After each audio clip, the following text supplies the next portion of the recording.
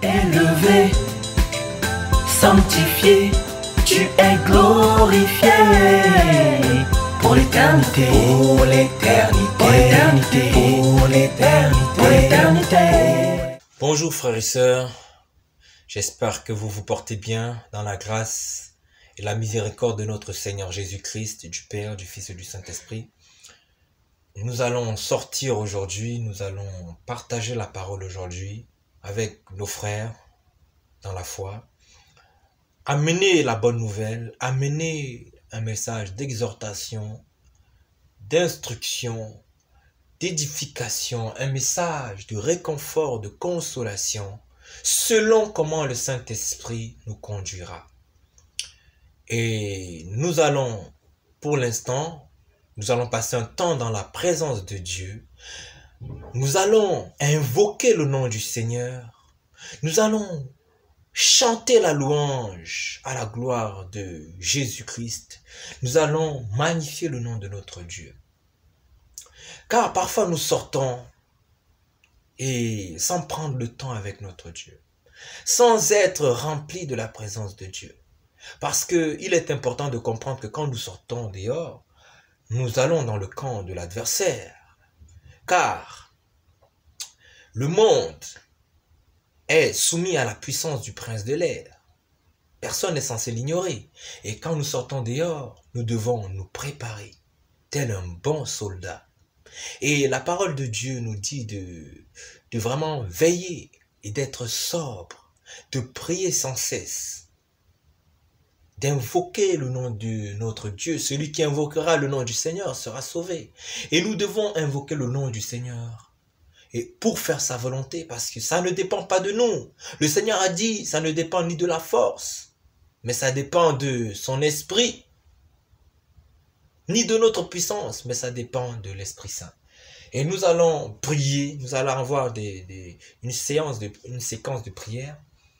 Et voilà, donc afin de vivre, de partager ce moment avec moi, avec nous plutôt, et que vraiment le Seigneur vous bénisse.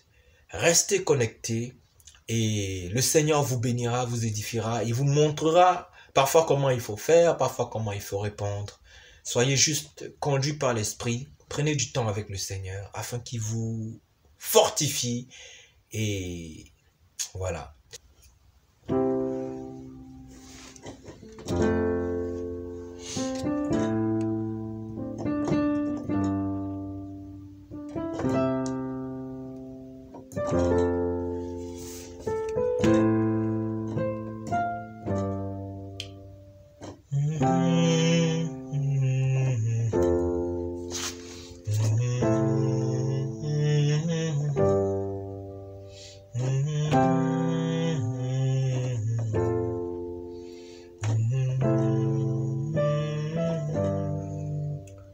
Tu es amour, Dieu.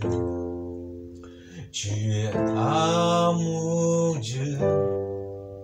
Tu es amour, Dieu. Tu es amour, Dieu. Tu es amour, Dieu. Tu es amour, Dieu. Tu es amour, Dieu. Tu es amour, Dieu. Tu es amour, Dieu. Tu es amour, Dieu. Oh, tu es amour, Dieu. Oh, tu es amour, Dieu. Tu nous aimes tant. Tu nous aimes tant. Tu nous aimes tant. Tu nous aimes tant. Tu es amour. Tu es amour, Dieu. Tu es amour, Dieu. Tu es amour, Dieu. Tu es amour, Dieu.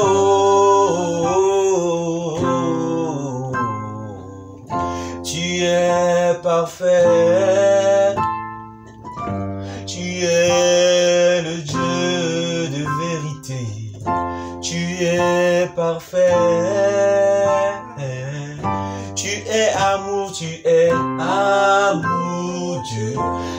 es amour, tu es amour, Dieu, oh, tu nous aimes tant. Tu nous aimes tant. Tu nous aimes tant. Que tu donnes à ton fils. Tu nous aimes tant. Que tu donnes à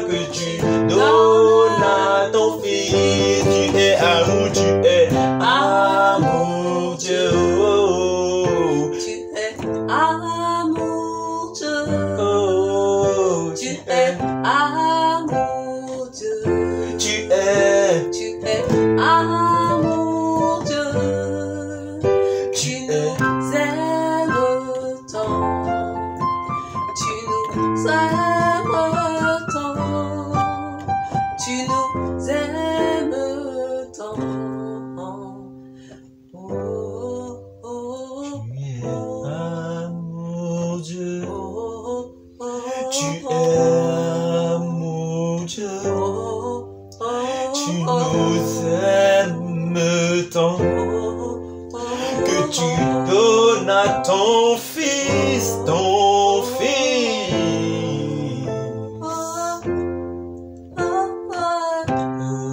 Oh Jésus, oh Jésus, Jésus, tu es Jésus, tu es Jésus, tu es Jésus, tu es Jésus, tu es Jésus, le Fils de Dieu, tu es Jésus, tu es Jésus, tu es Jésus, tu es Jésus, tu es Jésus, tu es Jésus, tu es Jésus, tu es Jésus, tu es Jésus, tu es Jésus, tu vis Jésus, Jésus. Le premier sujet de prière que nous allons avoir quand nous sortons évangéliser, c'est déjà d'appliquer ce que nous voyons dans les actes des apôtres. Le Seigneur avait instruit à ses disciples d'aller attendre à Jérusalem, car ils recevront une puissance, l'esprit de consolation, la promesse de Dieu pour tous ceux et celles qui croient à l'évangile de Jésus-Christ. Et nous allons exactement faire la même chose. Nous allons prier pour que le Seigneur nous remplisse de son Esprit Saint. Nous allons prier pour que le Seigneur nous donne la puissance du Saint-Esprit. Parce que sans lui, nous ne pouvons rien faire. Prions, mes frères et sœurs.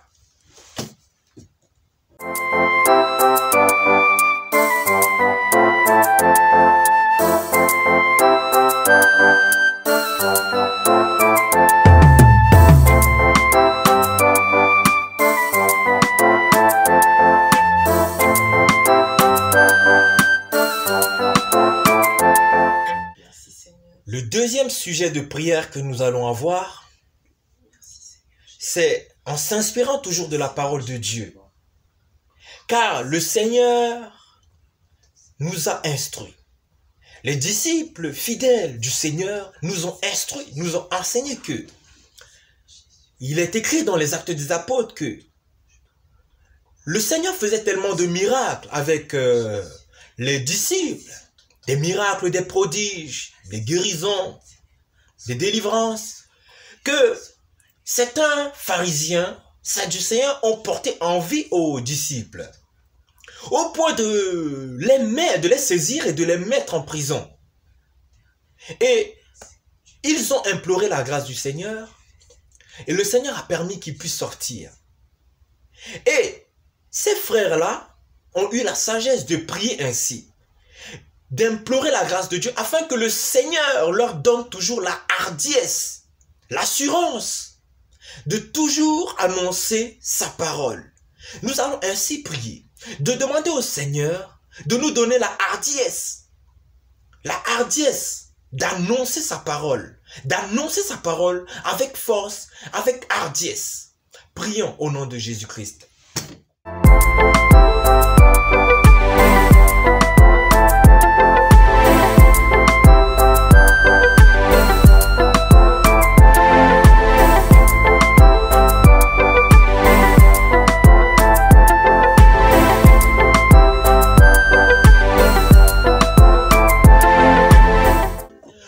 troisième sujet de prière que nous allons avoir, c'est cette parole.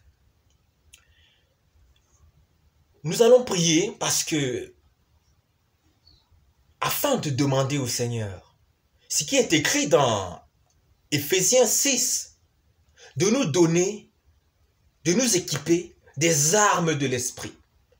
Nous allons demander au Seigneur de nous revêtir de l'armure de Dieu, de l'armure du chrétien, afin que mes frères, afin que moi, Seigneur, je sois équipé de la tête aux pieds, afin que je puisse avoir sur moi le casque du salut, la cuirasse de la justice, le bouclier de la foi, la ceinture de la vérité, les chaussures que donne le zèle de l'évangile, afin que je puisse avoir l'épée de l'esprit, la parole de Dieu. Nous allons prier pour que le Seigneur nous équipe de l'armure de Dieu, de l'armure du chrétien. Prions mes frères et sœurs. Pourquoi nous devons avoir cette armure-là? Parce que nous sommes confrontés parfois à des puissances. C'est pour ça que la parole de Dieu nous dit que les armes que nous avons sont puissantes par la vertu de Dieu pour renverser les forteresses et toute pensée qui s'élève contre la connaissance de Dieu.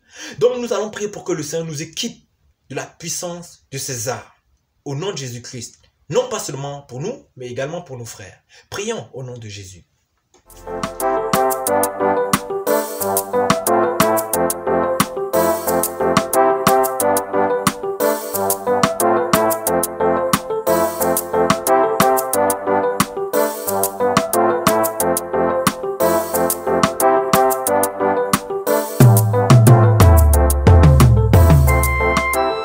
Le quatrième sujet de prière,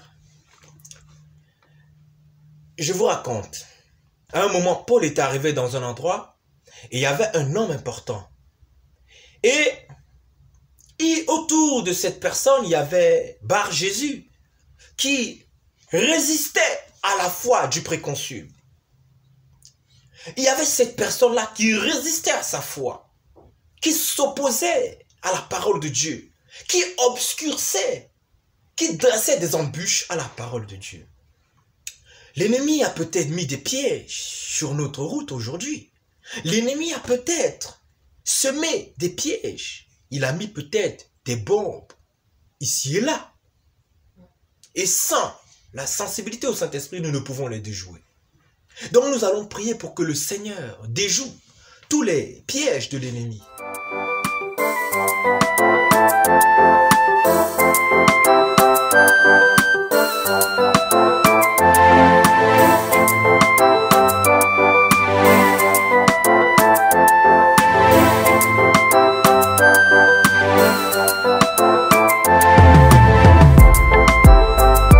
Il y a dans l'Église ceux qui sont forts, ceux qui sont faibles. Et la parole de Dieu nous demande de soutenir les faibles. Et parfois dans nos séances, dans nos journées d'évangélisation, nous ne savons pas, nous ne connaissons pas la profondeur, l'intimité de tout un chacun. Et il se peut qu'il y ait des faibles. Et la Bible nous dit également que le lion, Satan rôde comme un lion rugissant, cherchant qui il pourra dévorer. Mais Satan rôde autour de qui? À celui qui est vraiment faible. Et ce qui nous rend faibles, c'est nos péchés. Nos péchés non confessés. Ce sont nos péchés, nous dit Ésaïe, qui créent une séparation entre nous et Dieu. Donc nous allons demander pardon au Seigneur pour nous-mêmes, pour également nos frères qui ont peut-être péché et qui ne s'en sont pas rendus compte. Nous allons prier que le Seigneur les pardonne. Et quoi qu'il se passe, que le Seigneur les garde et que le Seigneur les protège. Car ils ont eu cet amour pour venir annoncer l'évangile de Christ. Que le Seigneur les garde et les préserve de tout mal. Prions au nom de Jésus.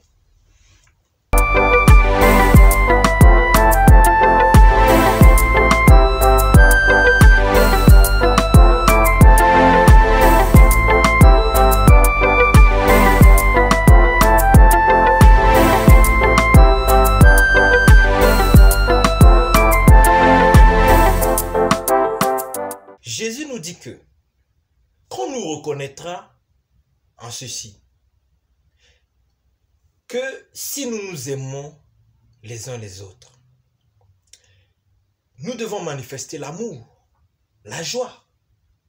Peut-être qu'il y a un frère qui est triste, qui n'est pas dans une bonne disposition spirituelle pour venir, mais qui par amour pour le Seigneur, pour l'évangile, vient. La parole de Dieu nous dit également que les chaussures du zèle que donne l'évangile, le zèle, peut-être mon frère qui vient n'a plus de zèle, peut-être son zèle est en train de diminuer. Nous allons prier pour que le Seigneur nous donne du zèle. Nous donne du zèle dans ce que nous allons faire. Nous donne du zèle également dans tout ce que nous allons produire dans la vie. Et que le Seigneur restaure tout zèle qui s'est dissipé, tout zèle, tout amour qui s'est refroidi. Que tout frère, toute sœur qui vient soit restauré. Restauré. Restauré. Au nom de Jésus. Prions.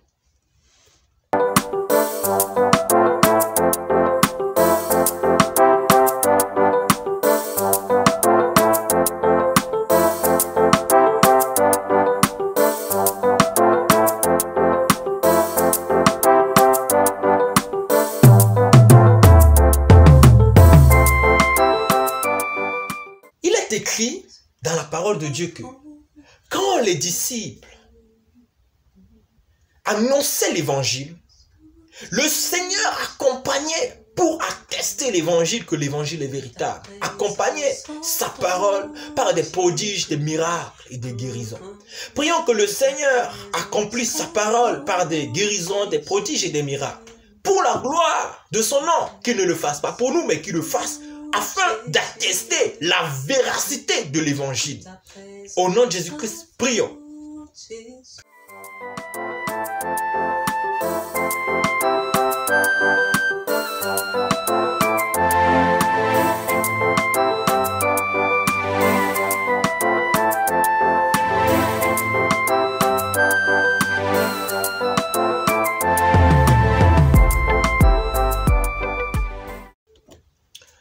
Donc voilà frères et sœurs, voilà le début, l'introduction de cette journée d'évangélisation que nous voulons partager avec vous, afin que vous puissiez voir à peu près comment parfois nous pouvons faire.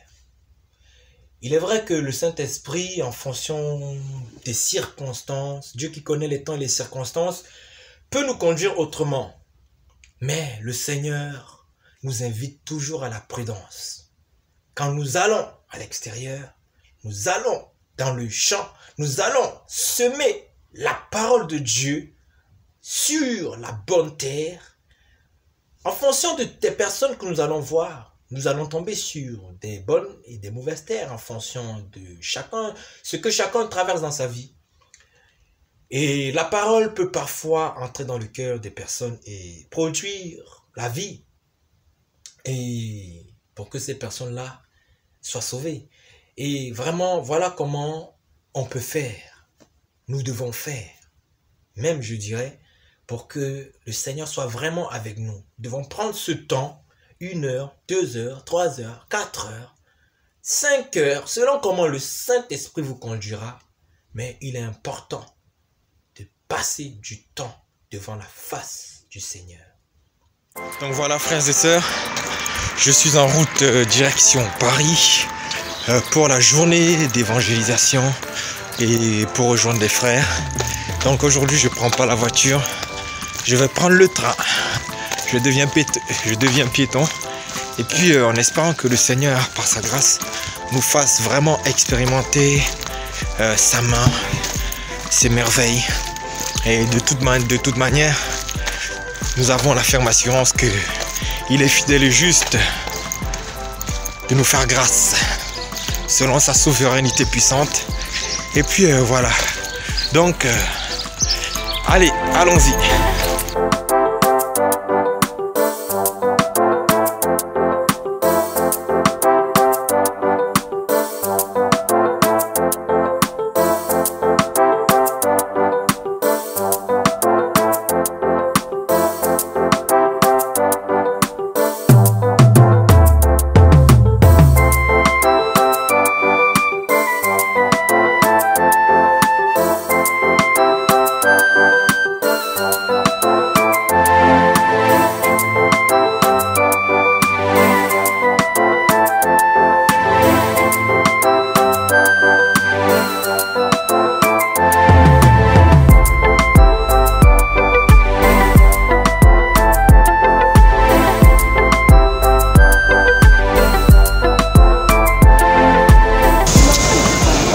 sœurs, je suis arrivé à la gare et je vais rejoindre les frères qui m'attendent dans une autre gare. J'espère que tout va bien se passer aujourd'hui. Et on y va, c'est parti.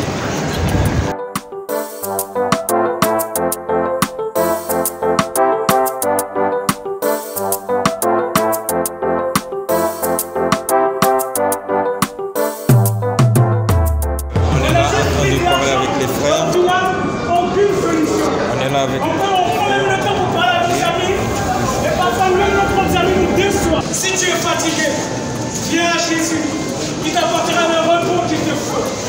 Et si tu es fatigué, si ton cœur a mal, viens à Jésus-Christ. Mais celui-là, ce n'est pas un mythe. Il est capable de te sortir d'une solitude que aucune personne sur cette terre ne peut te sortir. On se distrait par tant de choses qu'on balaye ça d'un revers de la main en disant bon, on verra plus tard, on verra plus tard. Oui, on sait qu'il y a un Dieu au-dessus de nos têtes. Voyons la nature, les saisons, la perfection. Certes, l'être humain a tout détruit, tout pollué. Regardons le corps humain à la perfection, nous savons tous. Mais il y a tellement de confusion, tellement de guerre, tellement de religiosité poussiéreuse qu'on balaye d'un revers de la main.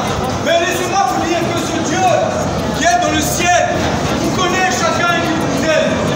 Et qu'il a envoyé son fils Jésus. Donc pouvez cela nous. Donc voilà, on est en train de repartir. La journée est finie.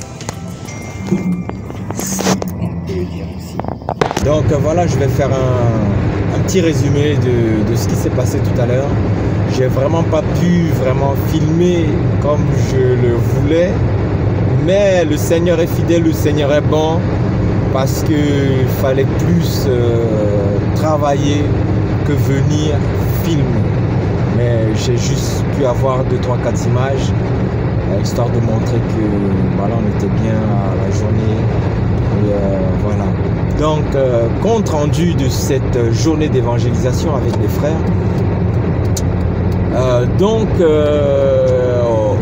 Au début, je suis arrivé un peu juste.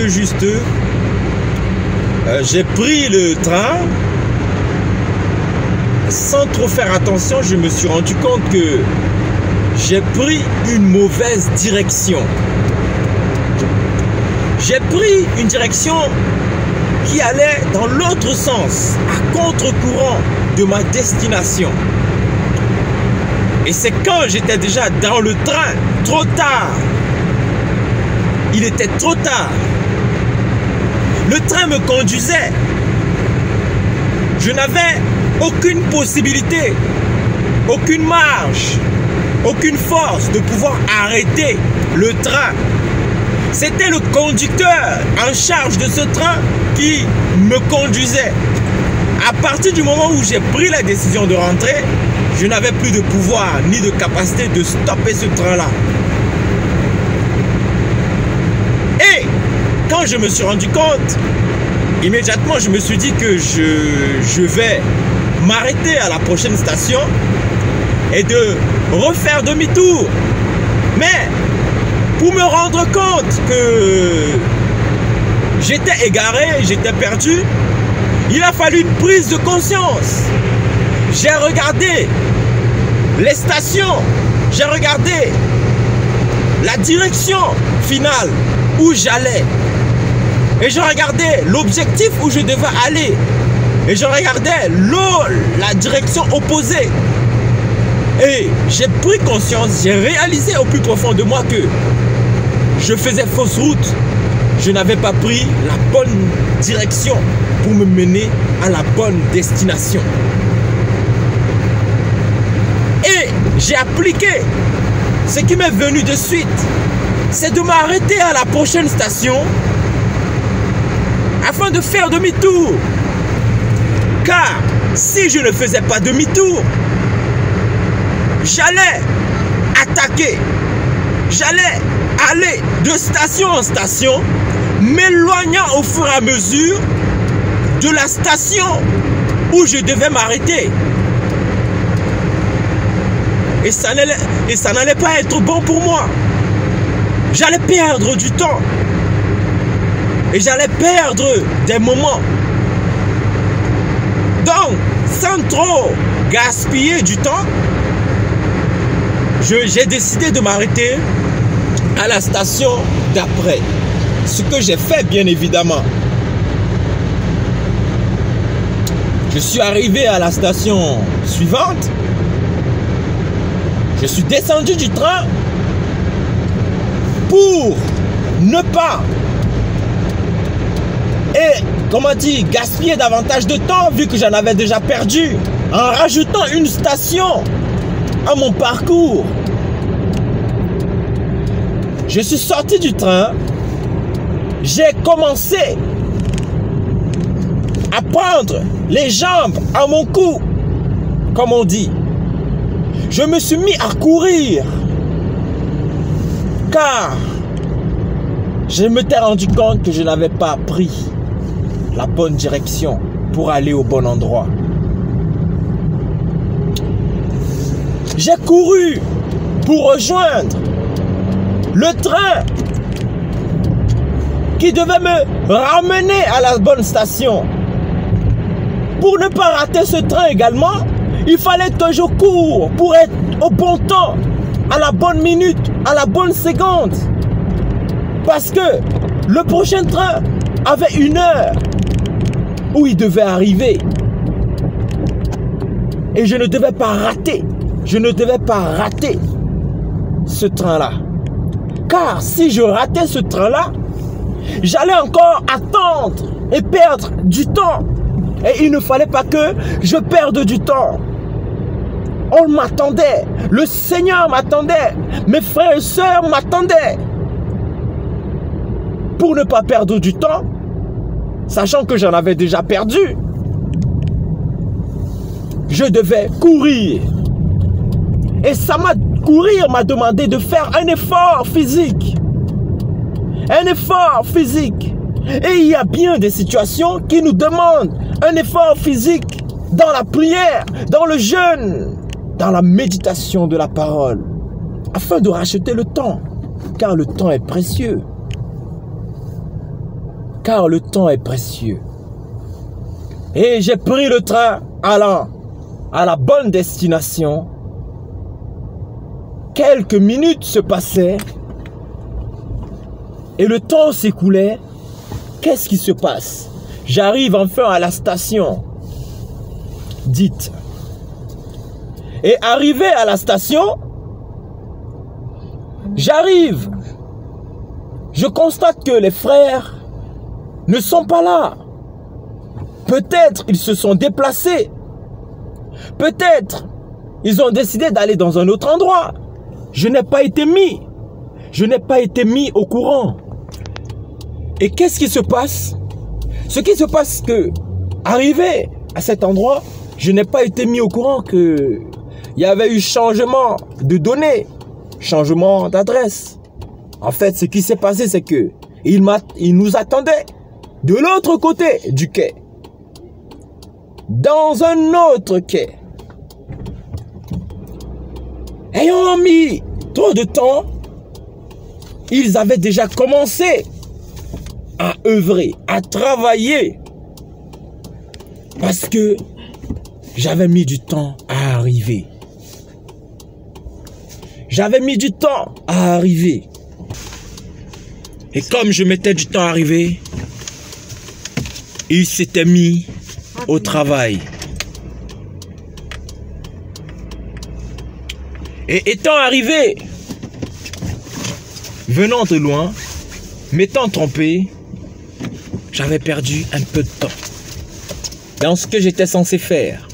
Et quand j'ai retrouvé les frères, quand j'ai retrouvé les sœurs qui étaient déjà sur le terrain en train de faire ce qu'ils devaient faire pour la gloire de Jésus-Christ, pour la seigneurie de Jésus-Christ, annoncer l'évangile de gloire. J'ai dit bonjour, mes salutations à vous, ouvriers du Seigneur. Et comme tout le monde était un peu dispersé, j'ai décidé d'attendre. J'ai décidé d'attendre.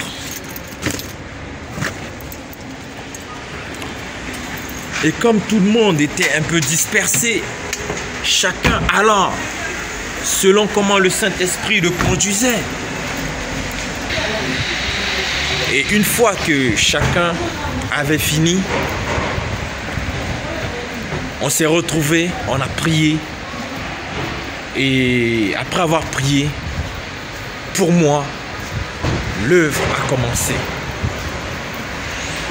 M'étant déjà préparé, j'étais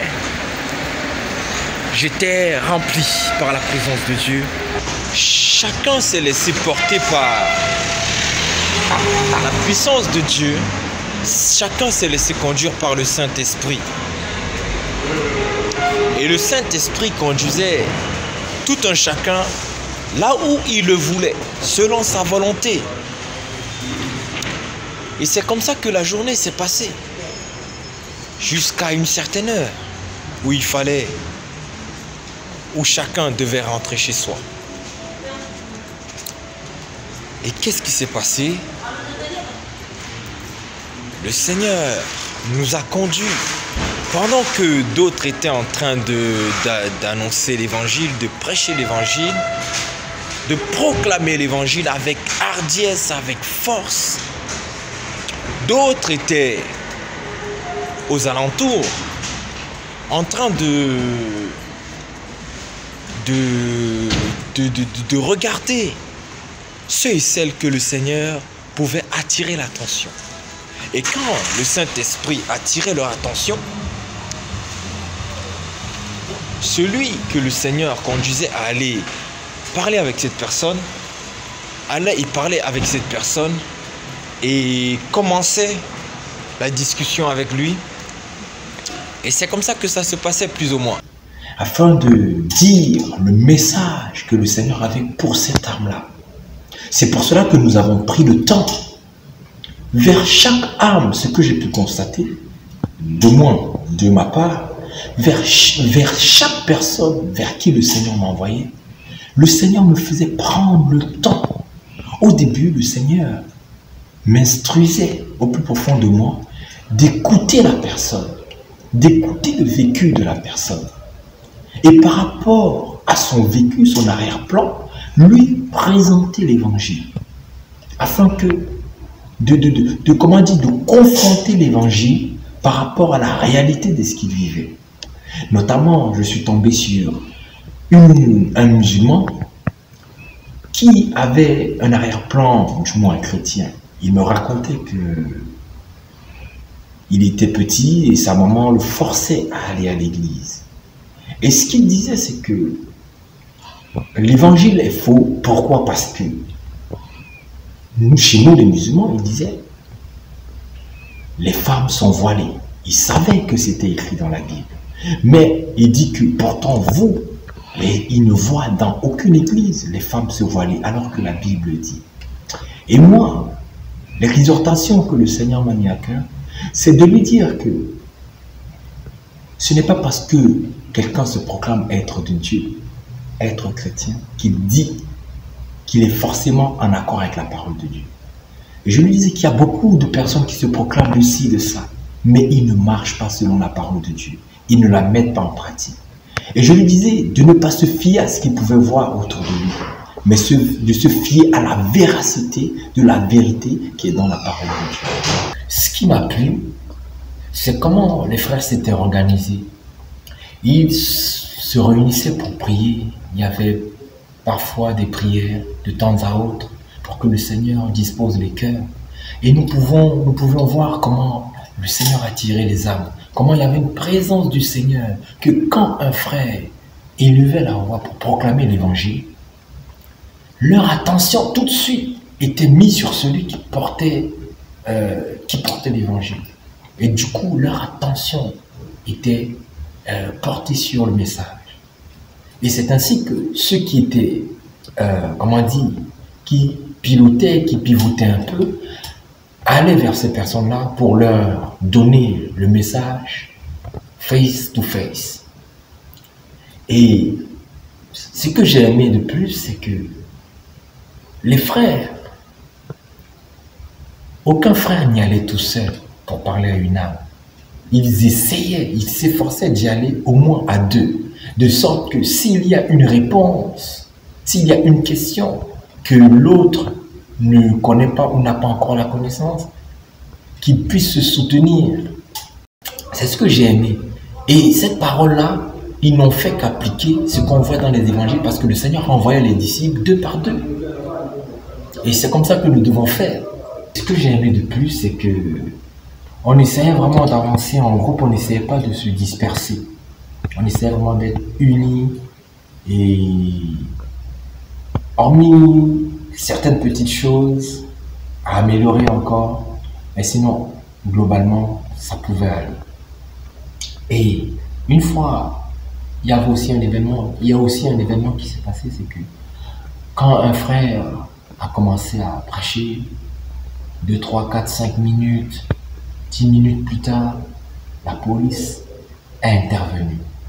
Et ce qui s'est passé, c'est que le retournement de situation qu'il y a eu, c'est que le Seigneur a captivé leur attention et les frères se sont mis à leur annoncer l'évangile. Il y a même un qui a pris le flyers. Il a dit qu'il allait le lire. Ils étaient vraiment ouverts, vraiment attentionnés. Et certains étaient réfractaires à l'évangile, mais gloire soit rendue au Seigneur parce qu'ils étaient assez calmes. Et nous en avons profité pour évangéliser. Et une autre scène, c'est que nous sommes tombés sur des étrangers, une Canadienne et un Anglais, qui parlaient anglais.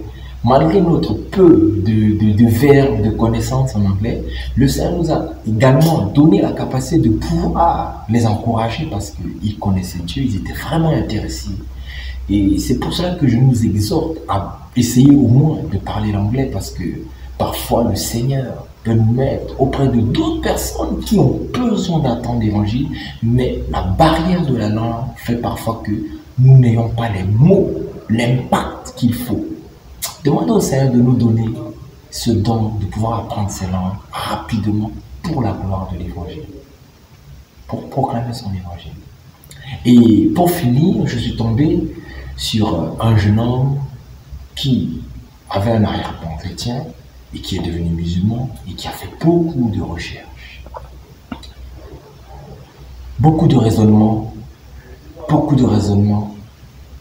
Et au final, on leur a tout simplement ramené sur la croix, la mort et la résurrection. Et nous l'avons exhorté de faire des recherches davantage, de vraiment revenir à la parole. Parce que beaucoup de choses qu'ils croient véritables, beaucoup de choses qu'ils croient authentiques, en fait, c'est des vaines paroles, des faux évangiles, des faux messages. Et nous l'avons tout simplement exhorté. Nous avons pris le temps. D'autres se sont dit que cette personne va les essouffler tellement elle raisonnait, tellement il raisonnait. Il te ramenait dans tous les dogmes de l'histoire de l'Église, de ceci, de cela. La Bible est fausse, traduite, les conseils de Nicée. Il fallait être patient. Parfois, les âmes qui viennent à nous, nous devons être patients, nous devons prendre le temps de les écouter. Mais toujours en ayant pour objectif de les recalibrer, de les recentrer, de les ramener à l'évangile. Et vraiment, voilà le retour d'expérience de cette journée que je peux partager avec vous. C'est juste pour nous dire, frères et sœurs, vraiment, équipons-nous de la parole de Dieu. Parce que quand nous allons sur le terrain, nous rencontrons tout type de personnes, avec tout type d'arrière-plan. Nous rencontrons des forteresses, des montagnes, des collines. Et nous devons être toujours prêts. Peu importe la personne vers qui le Seigneur nous envoie, soyons remplis de la parole de Dieu. Sinon, restez connectés. N'hésitez pas à vous abonner, à partager si vous êtes convaincus que cela peut édifier quelqu'un d'autre. Et soyez encouragés. Que le Seigneur vous bénisse. Au nom de Jésus-Christ. Amen. Élevé, sanctifié, tu es glorifié pour l'éternité, pour l'éternité, pour l'éternité, pour l'éternité, pour l'éternité.